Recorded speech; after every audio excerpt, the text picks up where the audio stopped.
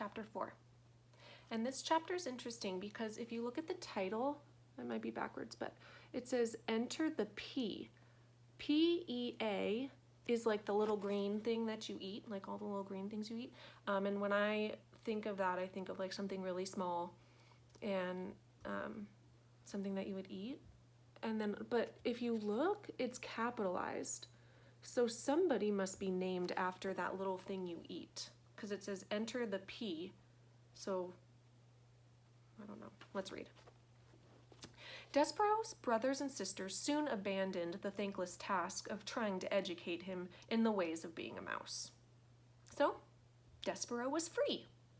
He spent his days as he wanted. He wandered through the rooms of the castle, staring dreamily at the light streaming in through the stained glass windows. He went to the library and read over and over again the story of the fair maiden and the knight who rescued her. And he discovered, finally, the source of that honey sweet sound. The sound was music. The sound was King Philip playing his guitar and singing to his daughter, the Princess P, every night before she fell asleep. Hidden in a hole in the wall of the princess's bedroom, Desperaux listened with all of his heart. The sound of the king's music made Desperaux' soul grow large and light inside of him. "Oh," he said, "it sounds like heaven and it smells like honey." He struck his left ear out of the hole in the wall so that he could hear the music better, and then he stuck his right ear out so that he could hear better still. And it wasn't long before one of his paws followed his head and another paw, and then without really any planning on Desperaux' part, the whole of him was on display, all in an effort to get closer to the music. Now, while Desperaux did not indulge in many of the normal behaviors of mice, he did adhere to the one of the most basic and elemental of all the mice rules.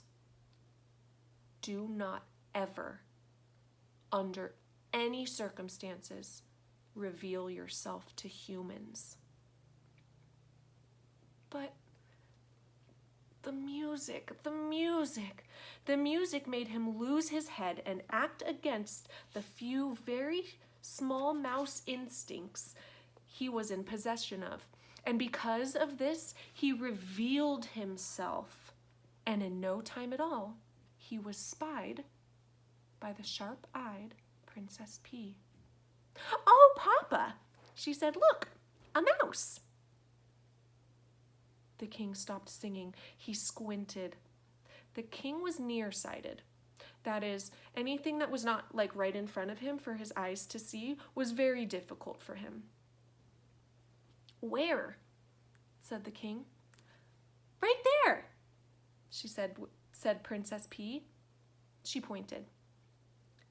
"That, my dear P, is a bug, not a mouse. It is much too small to even be a mouse." No, it's a mouse." "A bug," said the king, who liked to be right. "A mouse," said the P, who knew that she was right.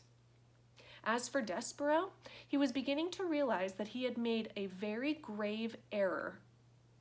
He trembled. He shook. He sneezed, and he considered fainting. "Oh, he's frightened," said the P. "Look, he's so afraid that he's shaking. I think he was listening to the music. Play something, Papa." "A king play music for a bug?" King Philip wrinkled his forehead. "Is that proper, do you think? Wouldn't that make this into some kind of topsy-turvy, wrong-headed world if the king played music for a bug?"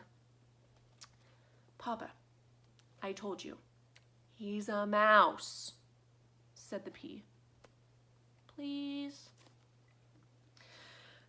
Well, if it will make you happy, I, the king, will play music for a bug. A mouse, corrected the pea. The king adjusted his heavy gold crown. He cleared his throat and he strummed the guitar, starting to sing a song about stardust. The song was as sweet as light shining through stained glass windows, as captivating as the story in a book. Desperaux forgot all his fear. He only wanted to hear the music. He crept closer and then closer until, reader, he was sitting right at the foot of the king.